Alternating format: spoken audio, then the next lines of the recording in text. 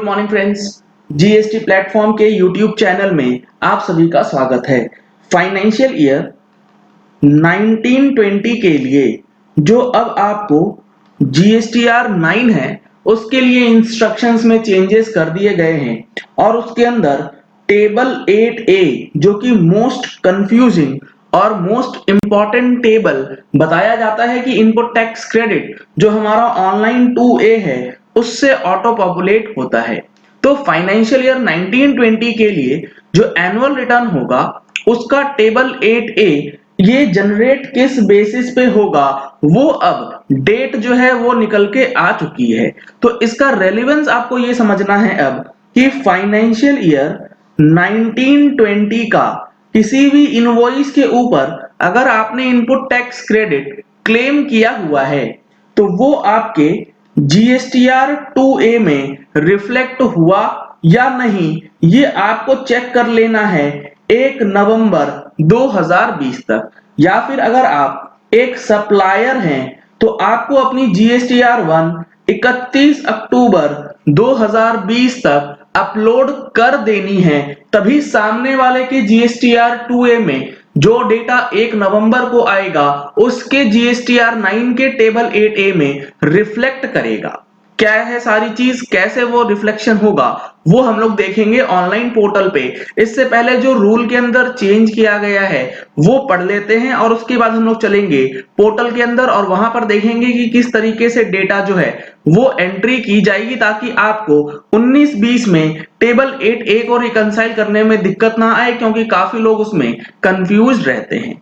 यहां पर आप देख पा रहे हैं जो हमारा रूल है, नोटिफिकेशन है, वो कहता है against serial number 8A। 8A वो डेटा है जो कि ऑटो पॉपुलेशन ऑफ 2A से बनता है। After the entry the following entry shall be inserted.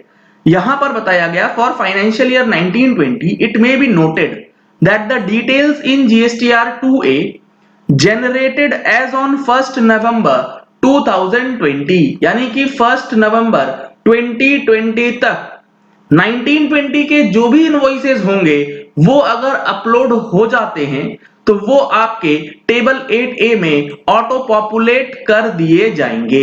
यहां पर जो है आप जीएसटीआर 9 ओपन करेंगे तो आपका जो एक सवाल रहता है कि ये जो हमारा टेबल 8 है इसका कॉलम नंबर A ये हमारे ऑनलाइन 2A से, ऑनलाइन 2A मतलब रिटर्न डैशबोर्ड का जो 2A है उससे मैच नहीं करता। तो ये मैच नहीं करने का कारण ये है, अब मैं आपको एक एग्जांपल देता हूं। लेट सपोज फाइनेंशियल ईयर 1920 का एक इनवॉइस है, डेडलाइन दे दी गई है 1 नवंबर 2020 के दिन जो जनरेट हो जाएगा वही इनवॉइस आपके 2A से ऑटो पॉपुलेट होगा 8A के अंदर। लेट सपोज एक इनवॉइस है फाइनेंशियल ईयर 1920 से रिलेटेड, ये अपलोड किया गया 2 नवंबर 2020 को। इसका इंपैक्ट क्या पड़ेगा वो समझ लीजिए। टेबल 8A और 2A, टेबल 8A में ये इनवॉइस नहीं आएगा, जबकि ऑनलाइन 2A में ये इनवॉइस आपका रिफ्लेक्ट कर रहा होगा। तो जब आप ऑनलाइन 2A को टेबल 8A से रिकंसाइल करेंगे तो इस 2 नवंबर वाले इनवॉइस का डिफरेंस जो है वो आपके सामने आ जाता है। अब देखिए जो आपका जीएसटीआर 9 का टेबल 8A है, जब इसका डिटेल्स आप डाउनलोड करेंगे, ये मैंने फाइनेंशियल ईयर 18-19 के रिस्पेक्ट में ओपन करा है। 1920 के लिए एनुअल रिटर्न अभी अवेलेबल नहीं है, ये 1 नवंबर को अवेलेबल होगा जब ये डेटा टेबल 8A का ऑटो पॉपुलेशन में आ जाएगा। यहां पर अगर आप 18-19 के 8A डिटेल्स को चेक करेंगे तो यहां पर एक कट ऑफ डेट आपको मेंशन करके दिया जाता है। वो कट ऑफ डेट अगर आप देखेंगे तो आपको चीजें और अच्छी तरीके से समझ में आ जाएंगी। यहां पर आप देख रहे हैं जीएसटीआर 1 की फाइलिंग कट ऑफ डेट जो है फॉर फाइनेंशियल ईयर 18-19 वो थी 31 अक्टूबर 2019। सिमिलरली फाइनेंशियल ईयर 1920 के लिए जो कट ऑफ डेट होगी वो होगी 31 अक्टूबर 2020। तो इस चीज को देखने के लिए आपको अपना रिकंसिलिएशन जो है वो 31 अक्टूबर से पहले जरूर कर लेना है और ये चेक कर लेना है कि कौन सा इनवॉइस आपका फाइनेंशियल ईयर 1920 से रिलेटेड है जो कि आपके जीएसटीआर 2A में अभी भी रिफ्लेक्ट नहीं कर रहा है। अगर नहीं करेगा तो आपको टेबल 8A में दिक्कत आ सकती है। यहां पर आपको दिखाया जाता है जीएसटीआर 1 फाइलिंग डेट। यहां पर आपको देख लेना है कि जो भी इनवॉइस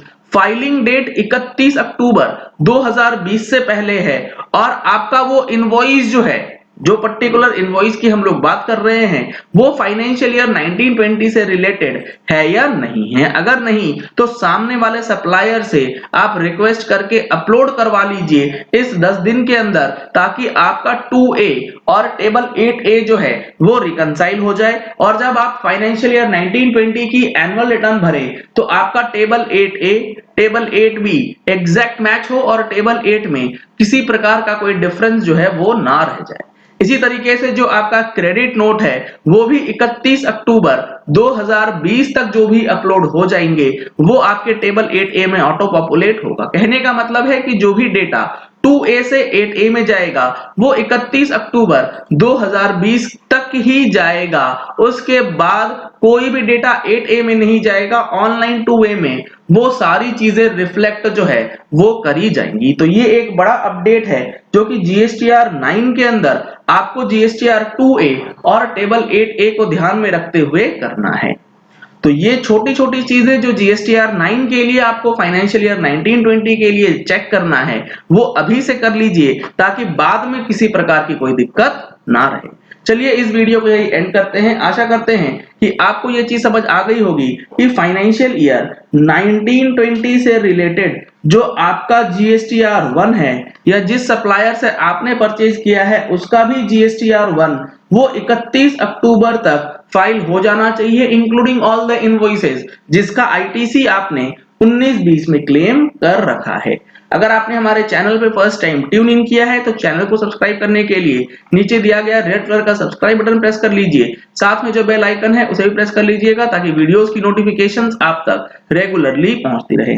अगर आपने अभी तक हमारी मंथली टैक्स मैगजीन या फिर जो पेड मेंबरशिप है जिसके अंदर आपकी जीएसटी से रिलेटेड क्वेरी सॉल्व होती है वो सब्सक्राइब नहीं कराया है, अभी सब पे डिस्काउंट ऑफर्स जो है वो चल रहे हैं। आप इसका बेनिफिट ले सकते हैं। बेनिफिट के लिए आपको इस नंबर पे कॉल करना है और डिटेल्स पता करके सब्सक्राइब जो है वो करा सकते हैं।